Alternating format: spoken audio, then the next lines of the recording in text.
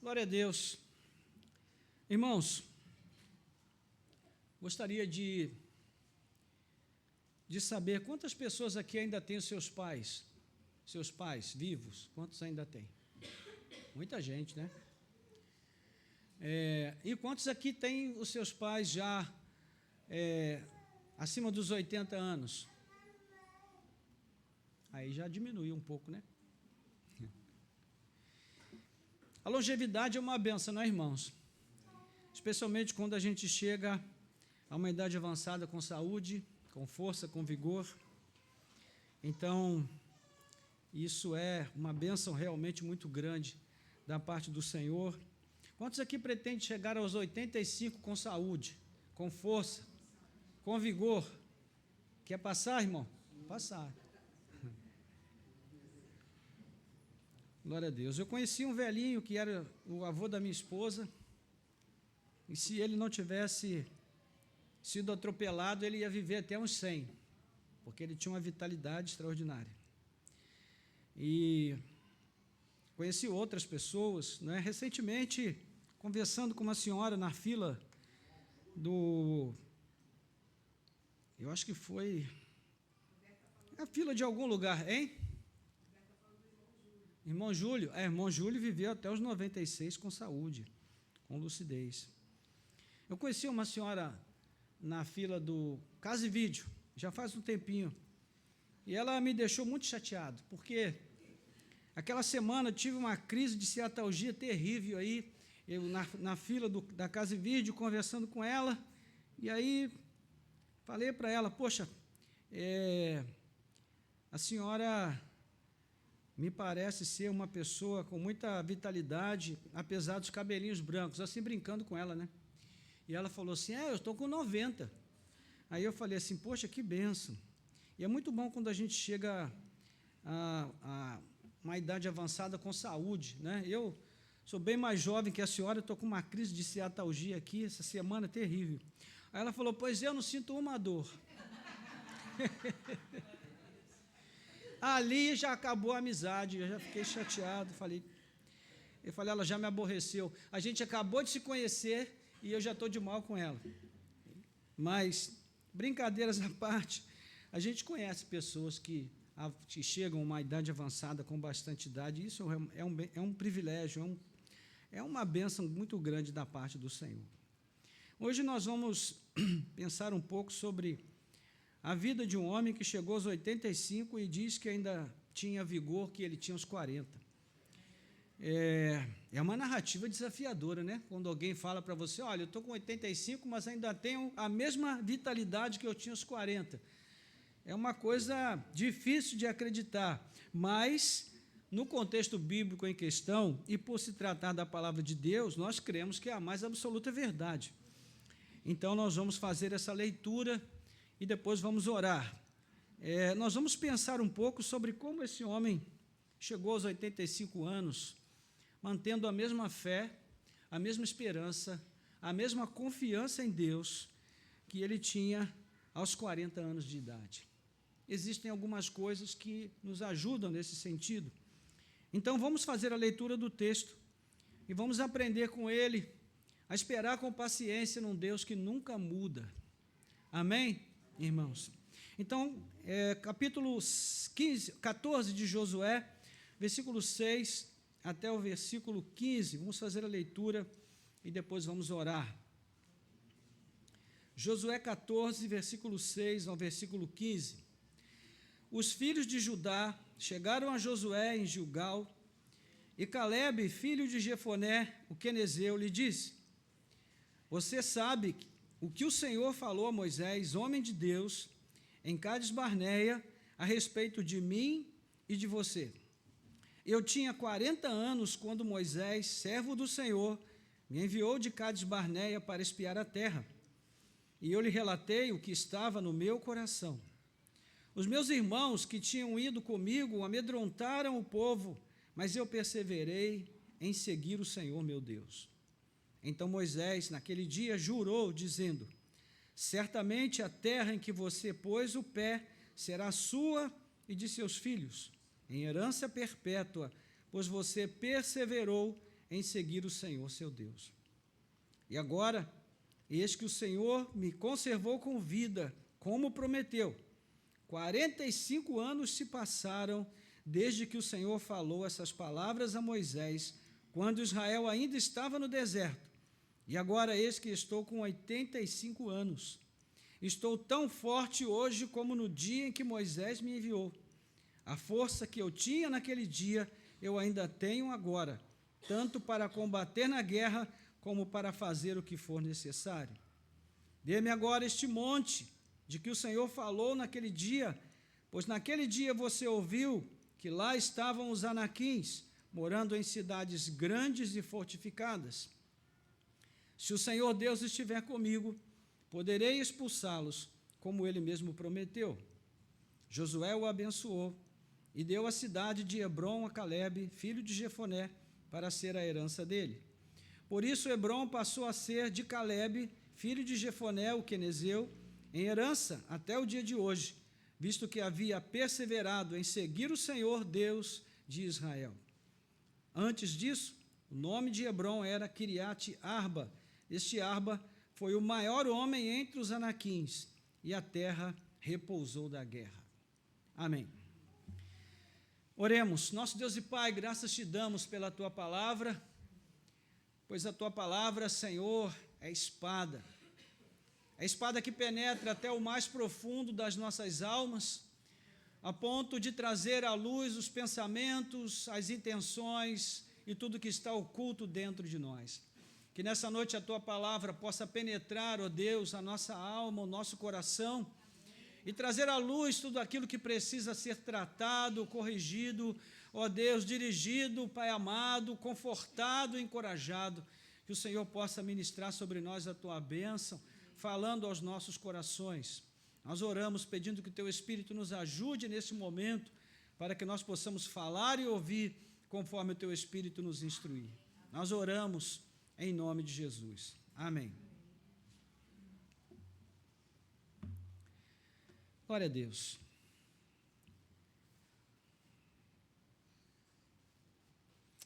Irmãos, a história de Josué se assemelha muito à história do próprio Moisés. Há muitos eventos semelhantes que ocorreram com essas duas personagens bíblicas. E após ter sido comissionado por Deus para substituir nada menos que Moisés, e olha que não é fácil você substituir um homem como Moisés, Josué levou o povo para a terra de Canaã, que era a terra prometida, e ele foi vitorioso na maioria das batalhas em que lutou. Ele venceu todos os reis do norte e do sul. E à altura do texto que nós lemos inicialmente, Josué já era um homem também bastante idoso, cansado, e o seu desgaste, a sua fadiga, se dava justamente pelo fato de ele haver conquistado boa parte das terras que o Senhor havia prometido por meio de Moisés, e justamente em muito esforço de guerra. E após um longo tempo de batalhas quase intermináveis, ele estava cansado. E a verdade é que todo homem, toda mulher que já andou com Deus e venceu a jornada da fé, sabe que o cansaço faz parte da jornada. A exaustão das batalhas são muitas, né? As batalhas que a gente trava que nos levam à exaustão. Porque, irmãos, Deus pode nos guiar e nos dar vitórias nas batalhas, e Ele dá. Mas Ele não retira a nossa responsabilidade de entrar na arena e lutar. Deus não vai nos dar vitórias nas batalhas enquanto nós estamos no spa, deitados numa rede, tomando um suco, ou espreguiçando na espreguiçadeira. Não. Ele nos chama para a arena, para o campo de batalha. E é ali que nós lutamos, aprendemos, crescemos. Ora sofremos alguns reveses, mas até nos reveses o Senhor nos ensina muitas coisas. Então, do capítulo 13 ao 19, nós vamos ver que Josué orienta a distribuição da terra conquistada entre as tribos, mas ainda havia territórios a conquistar, e parte desses territórios estava em Hebrom, uma região montanhosa, que era a terra dos Anaquins. Os Anaquins eram uma etnia de guerreiros muito poderosos, que habitavam aquela região montanhosa, e além de serem muito altos, eles também eram muito habilidosos na arte da guerra. Então você imagine, naquele tempo em que a luta era uma luta corporal, você enfrentar, né, pessoas de 3 metros de altura, como nós vimos que era o caso de Golias, por exemplo, né? Pessoas como Og, rei de Bazã, cuja cama media 4 metros de comprimento por 1,80 de largura. Então, era um desafio enorme. E para você entrar na arena para lutar essa luta, você precisava ter muita confiança de que Deus está contigo, estava contigo. E a Bíblia cita, então, esses exemplos, né? E esses gigantes se tornaram tão temidos que foi criado um ditado em relação a eles que dizia: quem pode resistir aos filhos de Anak? Quem pode resistir aos filhos de Anak? E foi justamente o medo desses gigantes que levou o povo ao fracasso. No relato de Números, capítulo 13, de 30 a 33, você conhece a história, né? E essa atitude de desconfiança e de incredulidade custou 40 anos de peregrinação àquele povo no deserto. E de toda aquela geração, quais foram as 2 únicas pessoas que sobreviveram, irmãos? Josué e Caleb.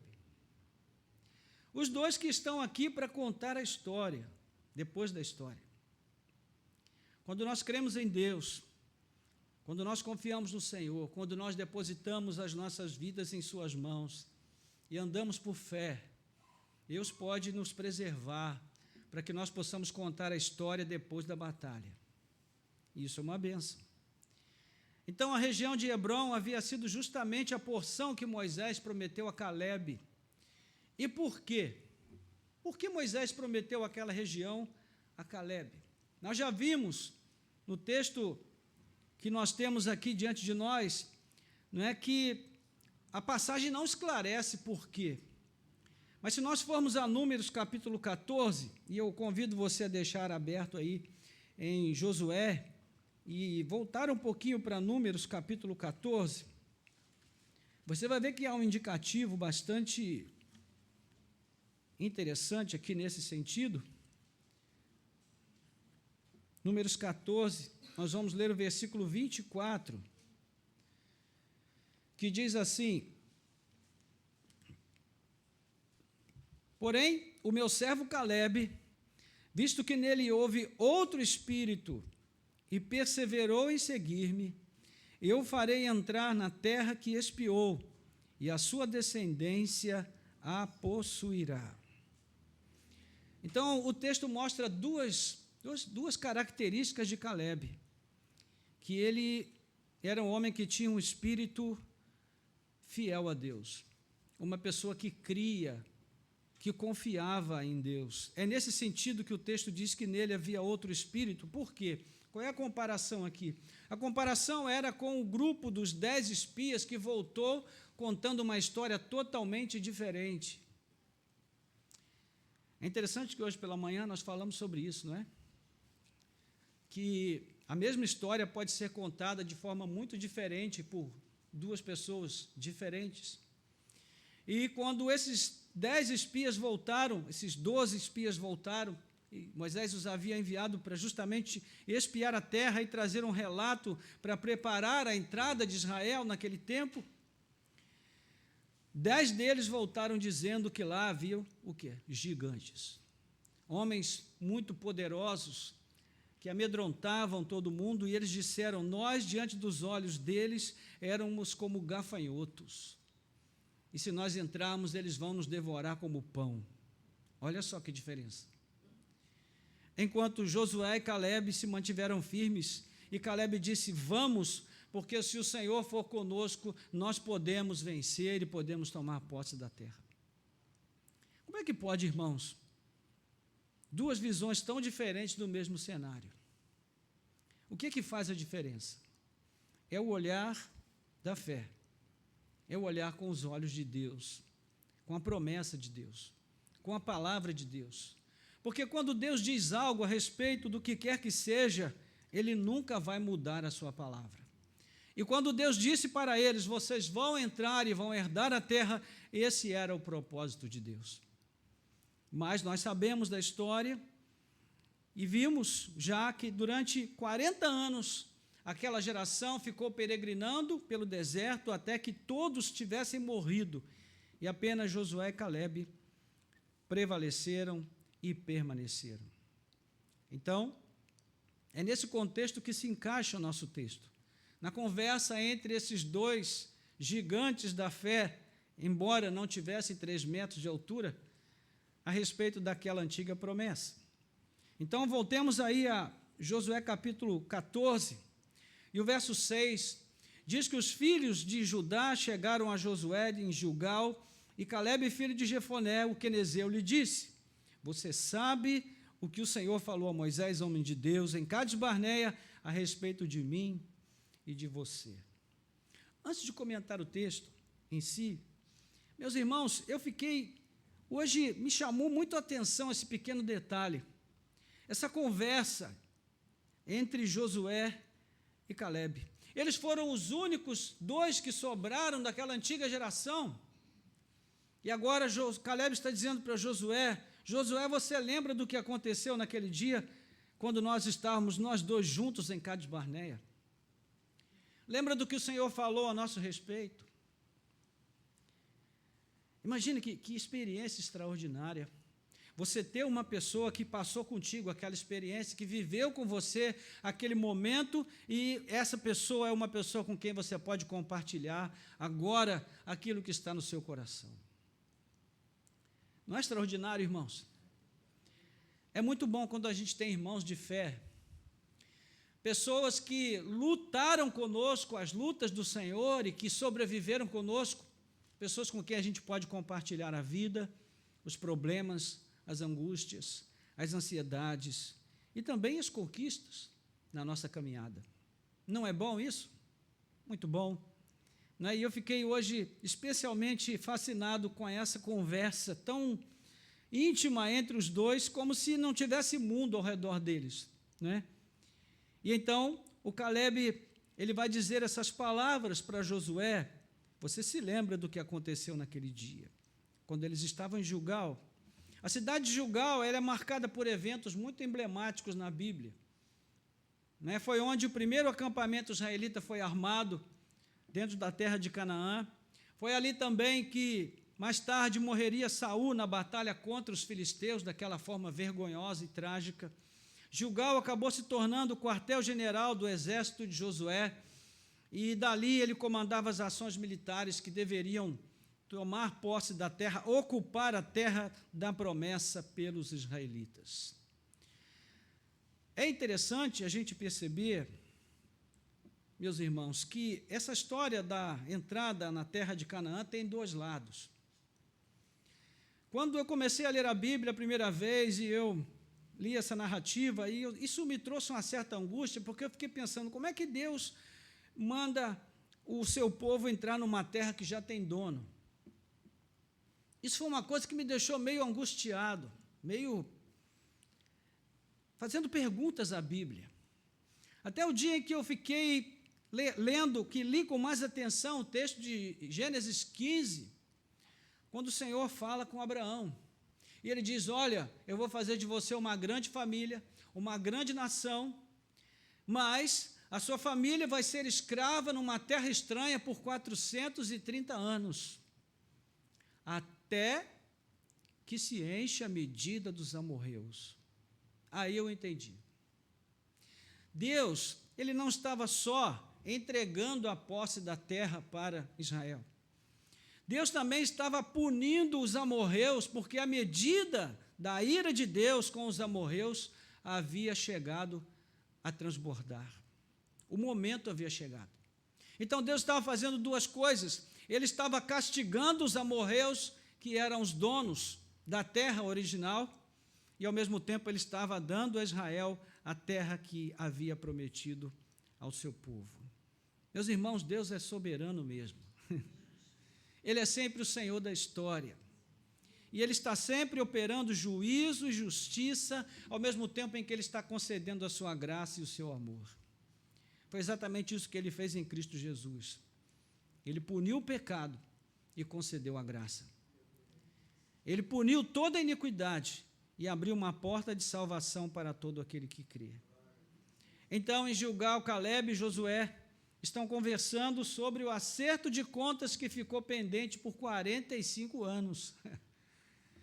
E agora, na segunda parte do texto, o Caleb lembra a ele: você sabe o que o Senhor falou naquele dia. E aí ele continua dizendo: eu tinha 40 anos quando Moisés, servo do Senhor, me enviou a Cades Barneia para espiar a terra. E eu lhe relatei o que estava no meu coração. Veja que o nosso texto lá de Números 14 vai dizer justamente isso, né? No coração de Caleb havia outro espírito. E então, os meus irmãos, versículo 8, que tinham ido comigo, amedrontaram o povo, mas eu perseverei em seguir o Senhor meu Deus.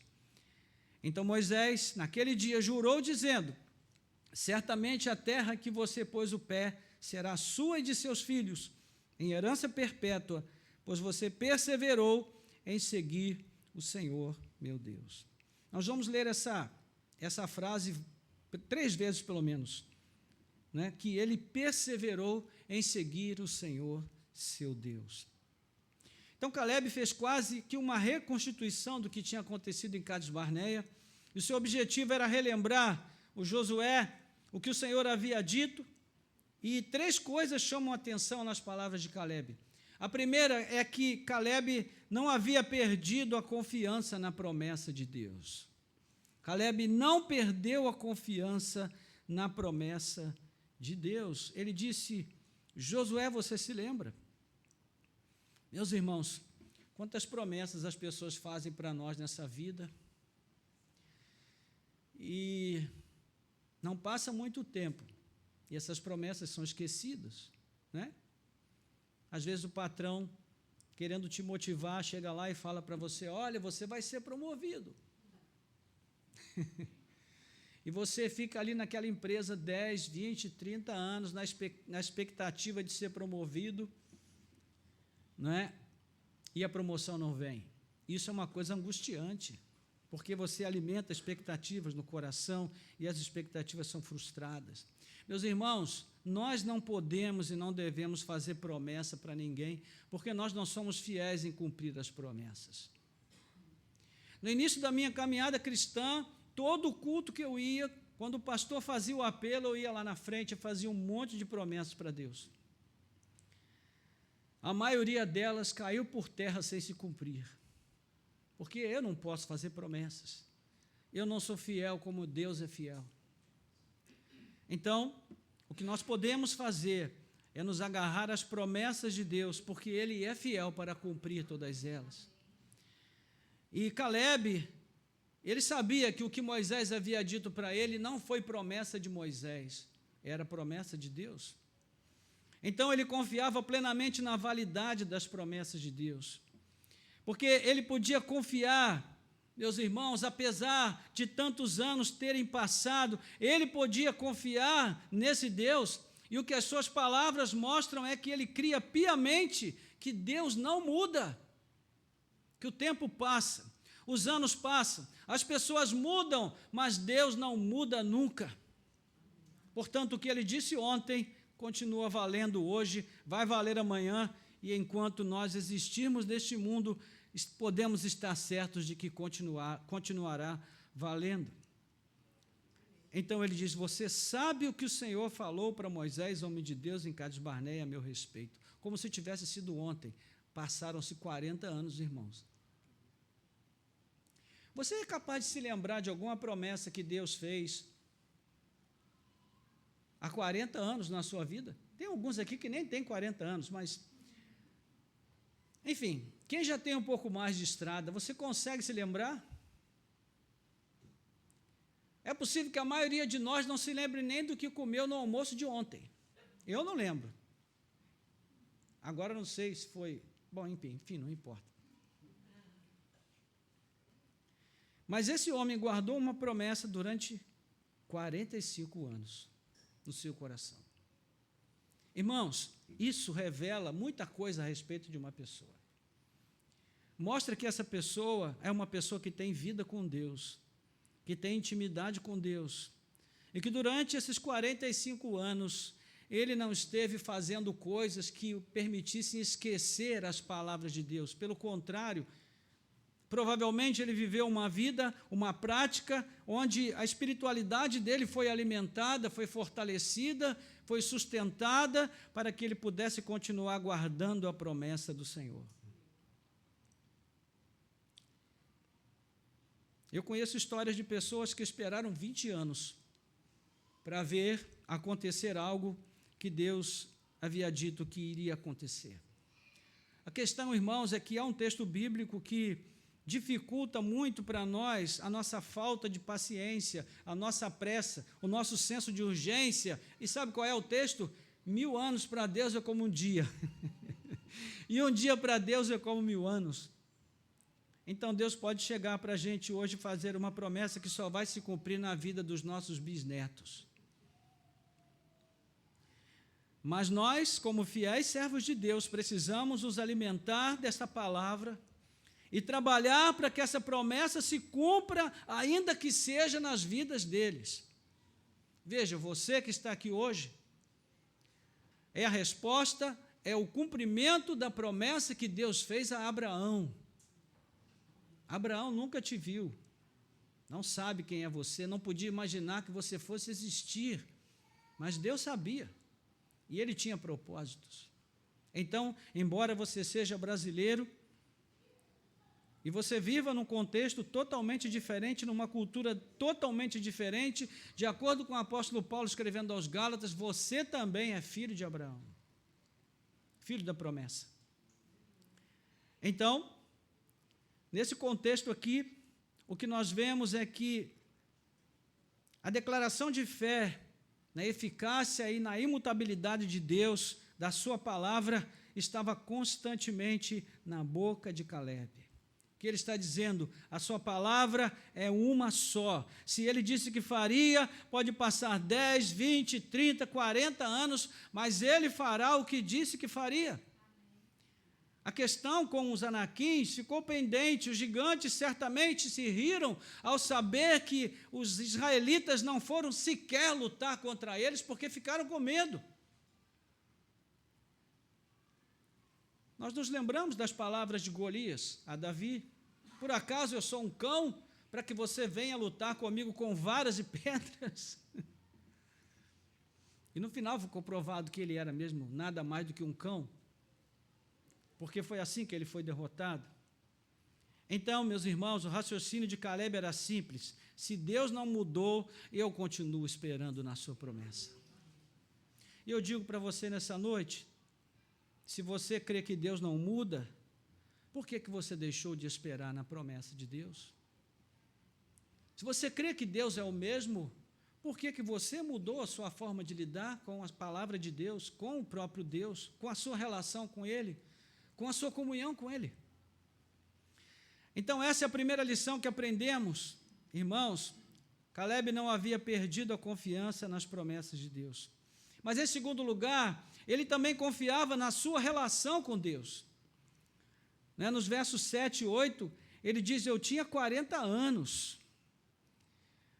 E quando eu voltei de espiar a terra, eu falei do que estava no meu coração. E os meus irmãos amedrontaram o povo com um relato totalmente incrédulo.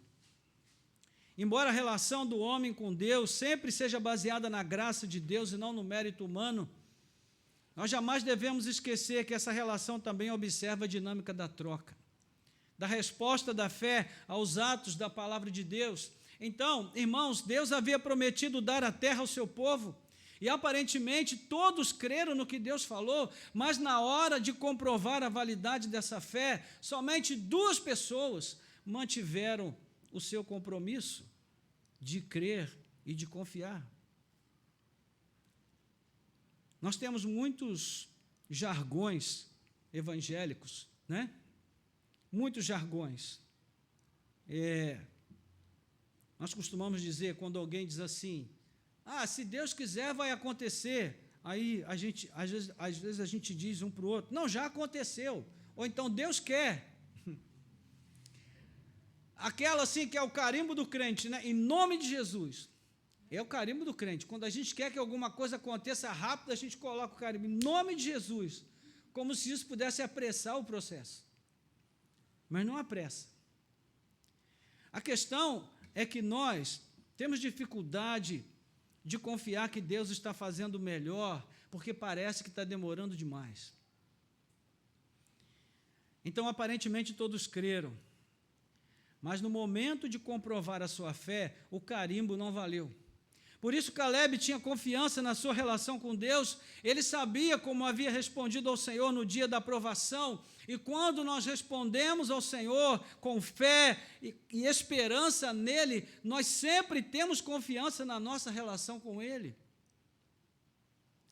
Mas quando falhamos, nós mesmos passamos a duvidar da nossa própria fé e da nossa relação com Deus. E aqui está envolvida a prática da piedade, meus irmãos, da devoção, da oração, da leitura bíblica sistemática. E agora eu falo sobre nós, sobre o valor das disciplinas espirituais nas nossas vidas, que alimentam a nossa relação com Deus e nos levam a confiar nessa relação cada vez mais. E quando nós falamos aqui sobre esta necessidade de ler a Bíblia diariamente, de fazer uma jornada de leitura bíblica todo ano, de orar diariamente, de buscar a Deus, de ter um tempo com Deus. Meus irmãos, nós não estamos falando de uma religiosidade morta, frívola, vazia, formalista. Nós estamos falando de uma vida com Deus. Quando nós acordamos de manhã, a primeira coisa que nós pensamos é naquele café que vai revigorar as nossas forças, não é? E depois, na hora do almoço, a gente já fica esperando chegar o momento para a gente saborear aquele prato especial que foi preparado, e assim vai acontecer depois no café da tarde e na hora do jantar. Por quê? Porque nós precisamos de nutrição física, nós precisamos de comida para sobreviver, é o nosso alimento. Caso contrário, nós ficamos fracos, sem força, sem vigor, os nossos ossos enfraquecem, a nossa musculatura enfraquece, até que a gente morre. O mesmo acontece do ponto de vista espiritual, irmãos. Se nós não alimentarmos o nosso espírito, ele vai definhando cada vez mais. E a questão é que não dá para fazer isso só aos domingos na igreja. Domingo na igreja é só uma provocação, mas a vida com Deus para valer é durante a semana. É ali no nosso quarto de oração, na cozinha, quando a gente está preparando alguma coisa, a gente vai orando. No trabalho, na repartição, onde quer que a gente esteja, a gente procura elevar a nossa mente às coisas do alto, às coisas de Deus. Isso não é vida monástica, irmãos, é vida com Deus, porque Deus está sempre em todo lugar. Ele não está em tudo, nós não somos panteístas, mas nós cremos que Ele está sempre presente em todo lugar. Então, segunda coisa importante, o Caleb confiava na sua relação com Deus. Terceiro, e última característica, Caleb confiava na palavra da sua liderança, que é algo extraordinário. Versículo 9, ele diz, então Moisés naquele dia jurou, dizendo, certamente a terra em que você pôs o pé será sua e de seus filhos em herança perpétua, pois você perseverou em seguir o Senhor, meu Deus. Irmãos, o livro de Números, onde se encontra o pano de fundo dessa narrativa, mostra o quanto a atitude rebelde do povo de Israel se manifestava, sobretudo, contra a liderança de Moisés. A Bíblia diz que Moisés foi o homem mais manso da terra, e tinha que ser manso para aguentar aquele povo. Quando Deus dizia a Moisés, fica de lado que eu vou jogar fogo nesse povo, vou destruir tudo. Se eu fosse Deus, eu não teria nem falado para Moisés ficar de lado, eu teria metido a mão nele, jogado para o lado e mandado fogo logo. Mas aí Moisés, o que é que faz? Moisés diz, não, Senhor, não faz isso. Olha como Moisés lida com Deus, irmãos. Ele diz, Senhor, se o Senhor fizer isso, o que é que vão dizer? As pessoas vão dizer que o Senhor trouxe esse povo para o deserto para matar o povo aqui. E como é que vai ser? Tem misericórdia desse povo, Senhor. Poupa eles, perdoa o pecado deles. Então, Senhor, ouvindo a oração de Moisés, perdoou o pecado do povo. E deu mais uma oportunidade, e outra oportunidade, e mais uma oportunidade, porque Moisés foi um intercessor, um homem de coração manso, irmãos. Deus precisa de homens que tenham um coração manso, que sejam intercessores, que sejam capazes de interceder por este mundo, pelas suas famílias, pela sua igreja, pelos seus colegas de trabalho. Isso foi determinante, né, também para que aqueles que resistiram, mesmo assim, sofressem o terrível castigo das mãos de Deus. Então, a questão dos espias foi só a gota d'água, porque o coração daquele povo há muito havia se afastado de Deus, né, e a consequente rebeldia deles contra a liderança constituída por Deus trouxe juízo sobre muitos. Então, Caleb, pelo contrário, se submeteu à autoridade de Moisés, porque ele acreditava que Moisés estava agindo sob a autoridade e direção do próprio Deus. E esse fato também contribuiu para que ele chegasse até aquele momento e reivindicasse ao seu amigo Josué a porção da terra que havia sido prometida a ele. Meus irmãos, todos os homens de Deus que estão à frente do povo de Deus são somente homens. Eles são homens de Deus, mas são homens. Podem falhar? Sim. Podem errar? Sim. Erram e falham, né? Todos nós erramos e falhamos. Mas estamos fazendo algo que Deus nos deu para fazer. E quando nós temos uma liderança que age com fidelidade, com compromisso à obra de Deus, nós devemos honrá-la, não porque ela age dessa forma, mas porque ela foi constituída por Deus. E quando nós temos uma liderança que não age de acordo com o nosso juízo de valor, conforme a vontade de Deus, que está fazendo várias coisas que não tem nada a ver com a palavra de Deus, se nós estamos debaixo daquela liderança, nós precisamos honrá-la, porque ela foi constituída por Deus. Esse é o grande desafio. Veja a experiência de Davi com Saul, né? Davi poderia ter resolvido a situação num golpe de espada, mas ele disse, eu não vou levantar minha mão, porque esse homem foi constituído por Deus. Se alguém tem que remover ele do lugar, é Deus. Então, quando nós não confiamos na nossa liderança, a melhor coisa que a gente precisa fazer é sair daquele lugar com a bênção e encontrarmos um outro lugar onde nós possamos congregar com alguém que a gente confie, mas não nos levantarmos, porque a liderança é constituída por Deus. Entende o que eu quero dizer? Não estou dizendo aqui, irmãos, que a gente tem que abonar tudo que o líder faz, que nós temos que ser filhos espirituais do nosso líder, porque o nosso Pai é Deus. O que eu estou dizendo é a respeito do temor que nós devemos ter em relação a essas coisas, porque é sobre a obra de Deus que nós estamos falando. Versículos 10 e 12, né, na sequência do texto, e agora Caleb está dizendo, eis que o Senhor me conservou com vida, como prometeu. 45 anos se passaram desde que o Senhor falou essas palavras a Moisés, quando Israel ainda andava no deserto. E agora que estou com 85 anos, estou tão forte hoje como no dia em que Moisés me enviou. A força que eu tinha naquele dia, eu ainda tenho agora, tanto para combater na guerra, como para fazer o que for necessário. Dê-me agora este monte, de que o Senhor me falou naquele dia, pois naquele dia você ouviu que lá estavam os anaquins, morando em cidades grandes e fortificadas. Se o Senhor Deus estiver comigo, poderei expulsá-los, como Ele mesmo prometeu. Irmãos, essa leitura é surpreendente. Porque, veja, se eu estivesse no lugar de Caleb, na nossa conjuntura hoje em dia, com 85 anos, eu teria dito: Josué, o Senhor fez a promessa, já tem 45 anos, eu estou com 85. Então, apesar de Moisés ter me prometido aquela terra, dá uma terra mais fácil para mim. Porque a terra está cheia de gigantes, as cidades estão fortificadas e eu estou com 85. Não vai dar. Mas ele diz exatamente o contrário. Ele diz: me dá o monte que o Senhor me prometeu. Aliás, tem uma música linda do Jesus Adrien Romero sobre isso, né? Ele falando a respeito dessa canção, a respeito dessa letra do texto de Josué 14.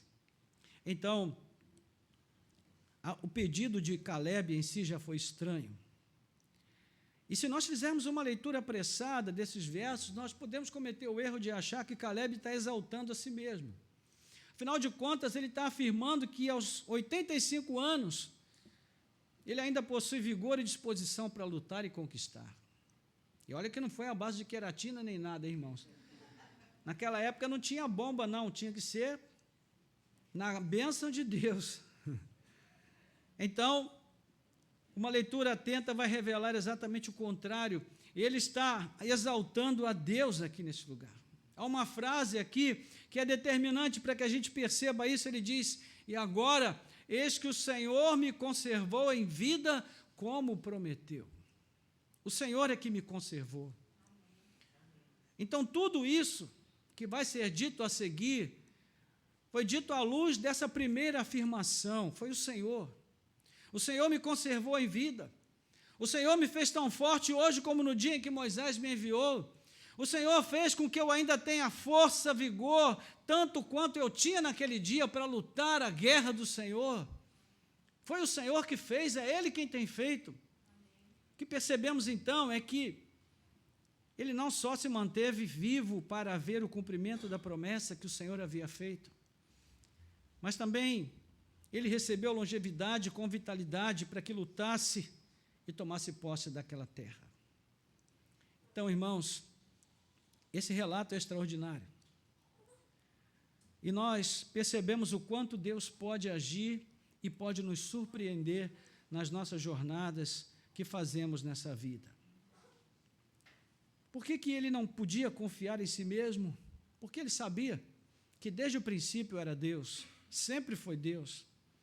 Ele sabia que o que aconteceu lá no passado não foi por falta de determinação, nem dele, nem de Josué, mas foi por falta de comprometimento daquele povo com o seu Deus.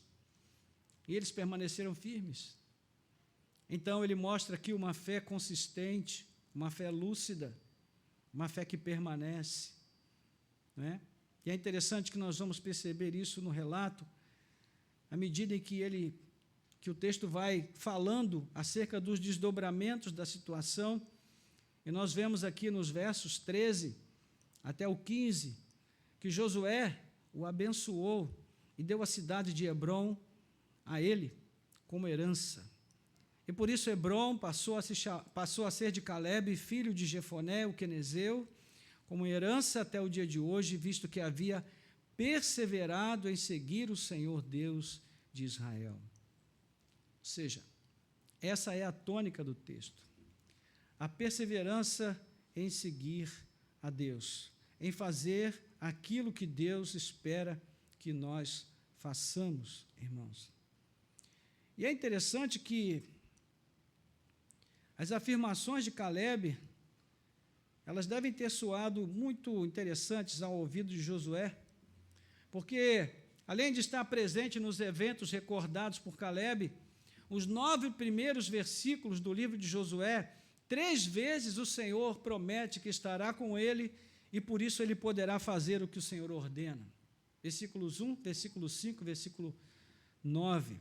Ou seja, nas narrativas desses 2 homens de Deus, o que sempre fez a diferença, o que sempre sustentou, o que sempre motivou e encorajou, foi a manifestação graciosa e poderosa da mão de Deus e da presença de Deus na vida do seu povo. E esses dois fatos permanecem sendo uma grande verdade em todos os tempos, nas vidas daqueles que são do Senhor. Meus irmãos, nós sempre precisamos crer de forma consistente para ter convicção de tudo que Deus nos manda fazer, não só porque Ele nos manda fazer, mas porque tudo que nós fazemos para Deus redunda em bênçãos para nós. Então, se cremos que Ele está conosco, não há motivos para desespero, por maior que seja o desafio a enfrentar. A nossa fé precisa ser consistente, ela precisa ser uma fé que permanece 45 anos esperando na promessa de Deus. Infelizmente, a igreja dos nossos dias é uma igreja que desaprendeu a esperar em Deus. Então, ao invés de nós ensinarmos a igreja a voltar a ter paciência para esperar em Deus, nós preferimos ensinar técnicas de apressar a bênção de Deus que nós esperamos. Mas isso não funciona, irmãos, porque ninguém pode pressionar Deus a fazer nada. Então, como definir tudo isso em uma única palavra? O que Caleb fez foi descansar na fidelidade de Deus. Descansar na fidelidade de Deus. Por quê? Porque a fidelidade de Deus sempre está ativa. Ele é sempre fiel em cumprir os seus propósitos, e os seus propósitos envolvem derrubar gigantes, sim, envolvem, mas muitas vezes envolvem fazer coisas bem mais simples. E nós precisamos entender qual é o propósito de Deus nas nossas vidas nesse sentido. No entanto, no mesmo texto inicial, onde o Senhor afirma que estará com Josué, Ele também ordena: esforça-te, esforça-te, seja corajoso, visto que o Senhor está contigo. Então, crer em Deus, irmãos, confiar nele exige esforço. De novo, esforço de oração, de comunhão, de leitura e meditação na palavra do Senhor, esforço de me levantar e fazer o que Deus já me disse para fazer. Porque às vezes a questão não é o saber o que Deus quer, é porque muitas vezes a gente sabe, mas não faz. E eu vou concluir aqui falando sobre esse tempo de espera. Porque ainda esse aspecto enfático na experiência de todos os homens de fé, né, lá do passado, de agora e de sempre, que é a paciência e a perseverança de saber esperar o tempo oportuno para Deus. Irmãos, esses 45 anos são um desafio muito grande para qualquer um de nós. As pessoas hoje não querem esperar nem 45 minutos. E o que deu sentido a esses dois sobreviventes, Josué e Caleb, foi a capacidade de esperar tanto tempo sem perder a fé. O texto não é muito claro, não diz o que eles fizeram, mas nos dá uma boa ideia. Existe algo, de certo modo, explícito aqui nesse sentido, né, que é o trabalho silencioso de cultivar e armazenar memórias de uma vida com Deus. Memórias de uma vida com Deus.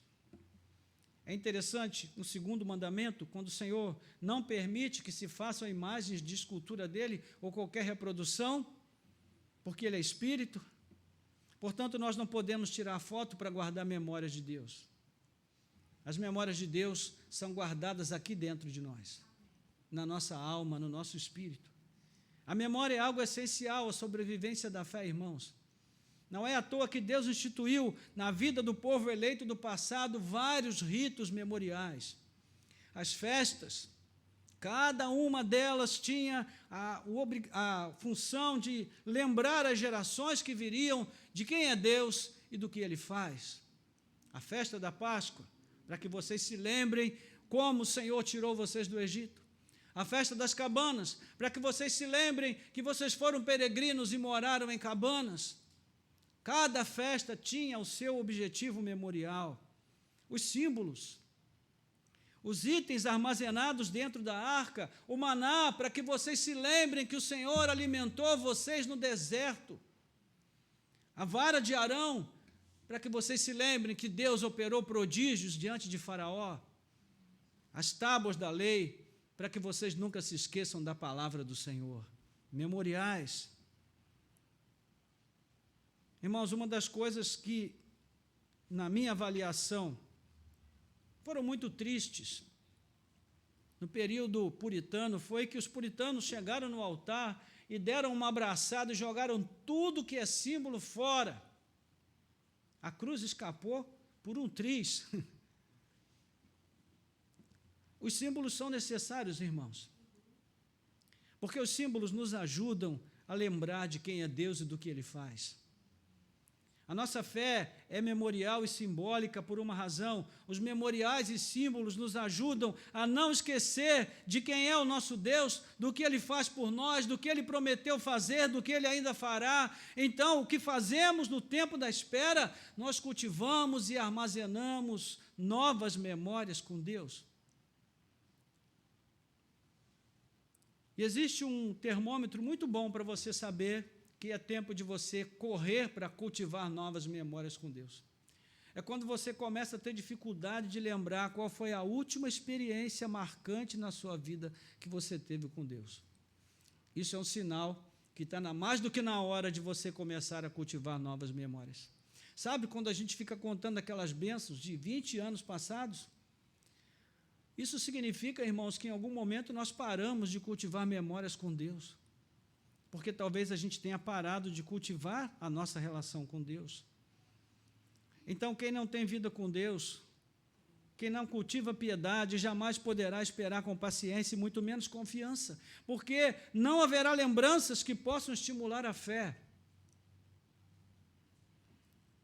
E os versos 13 a 15, nós podemos ver que tudo deu certo. Josué deu a Calebe a terra que lhe cabia dentro do território de Judá, ele recebeu a sua recompensa. Calebe fez a sua parte, lutou até conquistar a terra. Você pode conferir depois no capítulo 15, versículo 13, né, onde vai dizer que Josué deu a Calebe, filho de Jefoné, uma parte no meio dos filhos de Judá, segundo o Senhor lhe havia ordenado, a saber, Quiriate-Arba, isto é, Hebrom. Este Arba era o pai de Anak. Dali Calebe expulsou os 3 filhos de Anak, Sesai, Aimã e Talmai, gerados de Anak. Então Calebe avançou contra os moradores de Debir, cujo nome havia sido Quiriate-Sefer. Calebe disse: darei minha filha Axa como mulher ao homem que atacar e conquistar Quiriate-Sefer. Ou seja, ele estava na brasa mesmo. Com 85 anos, o homem estava mandando ver, como a gente costuma dizer. Porque Deus estava com ele, irmãos. Quando Deus está com a gente, meu Deus, a gente faz coisas que depois até a gente duvida.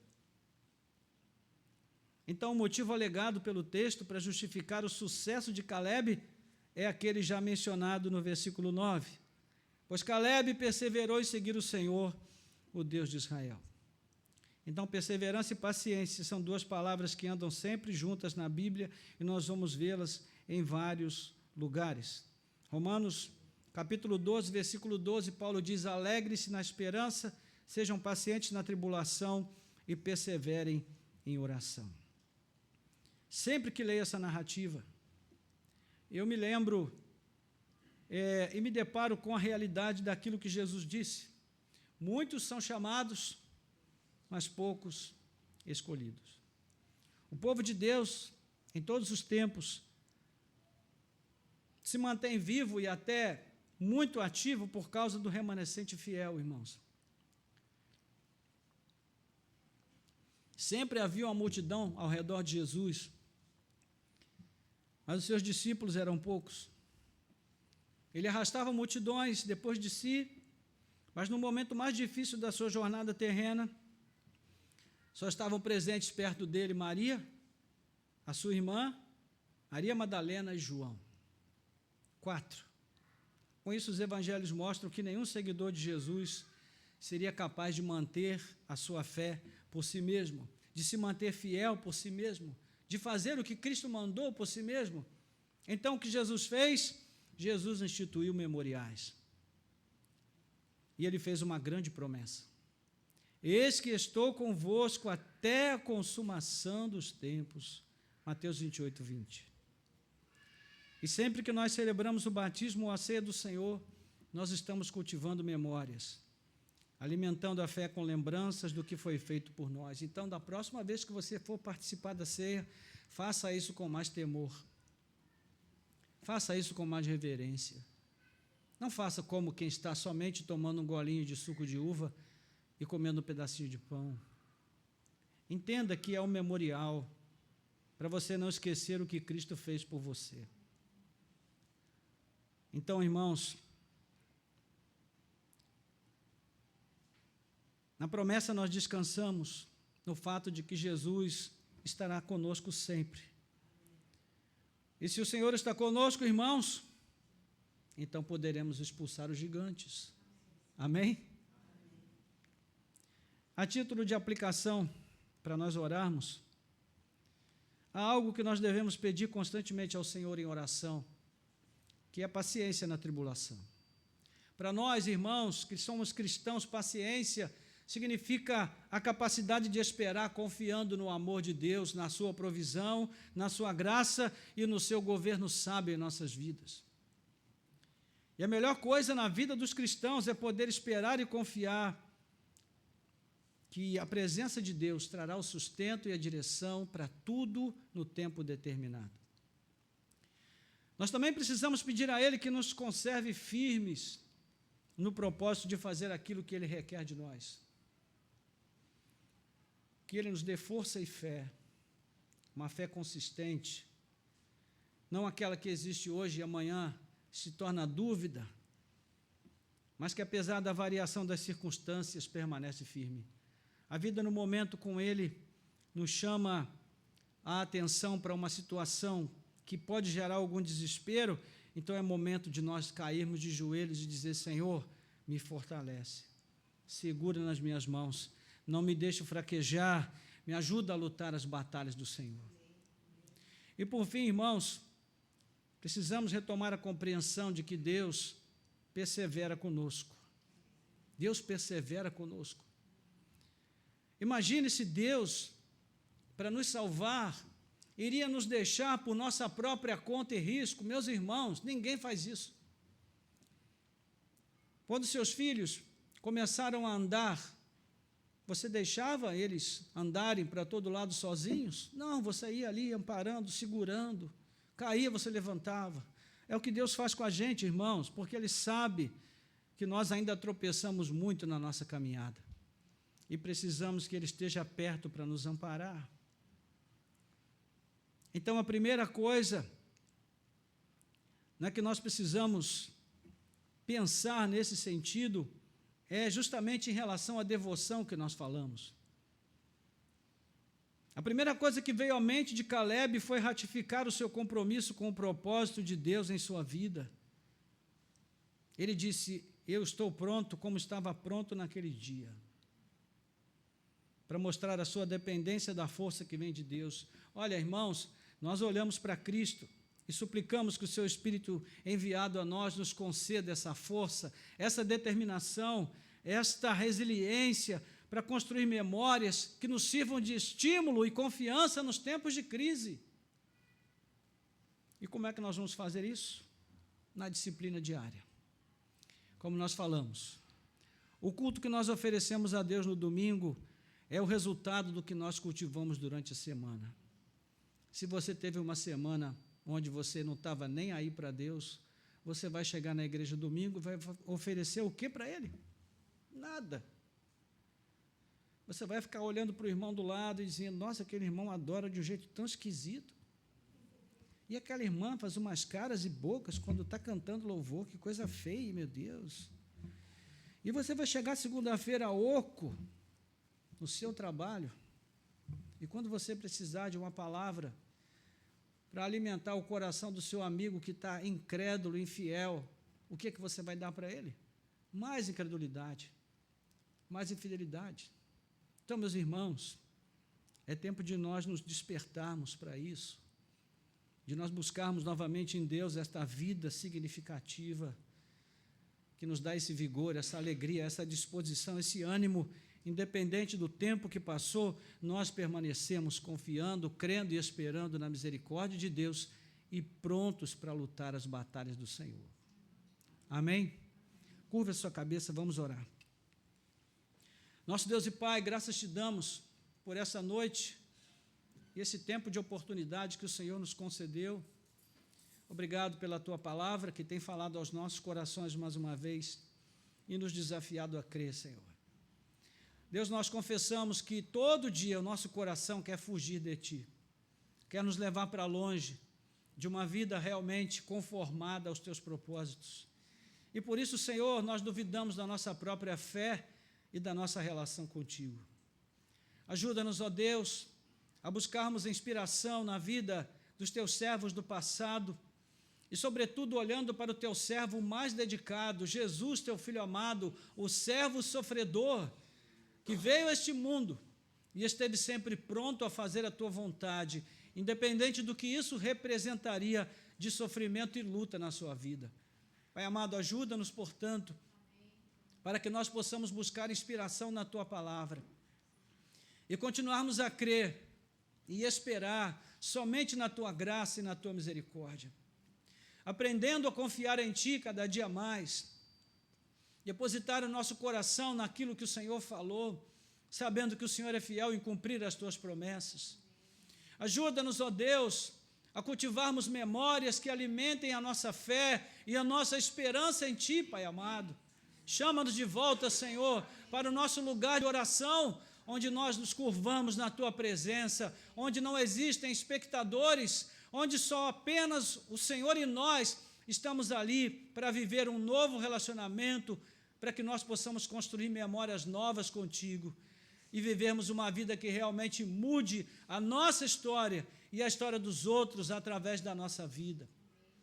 Ó Deus, dá-nos a tua graça, para que a tua palavra fique, ó Deus, aos nossos corações como a semente, a boa semente cai em boa terra e frutifica e produz frutos em abundância. Que seja assim a tua semente na terra do nosso coração nessa noite, Senhor. Ó Deus, tira a frieza do nosso coração, reaviva a nossa fé, a nossa comunhão contigo, Pai, renova nessa noite, ó Deus, que o Senhor possa tirar todo o formalismo religioso da nossa alma e em seu lugar colocar uma viva esperança, um relacionamento vivo contigo, Senhor, onde nós te conheçamos e o Senhor também nos conheça e nos reconheça como teus filhos e teus servos. Ó Senhor, é disso que nós precisamos, Pai, mais do que ouro, mais do que riquezas, mais do que solução para problemas imediatos, ainda que precisemos de tudo isso, e o Senhor nos dará se nós buscarmos em primeiro lugar o teu reino, Senhor. Mais do que tudo isso, nós precisamos do Senhor. O Senhor é o nosso maior tesouro, o Senhor é a nossa maior herança, o Senhor é o nosso maior bem, ó Deus.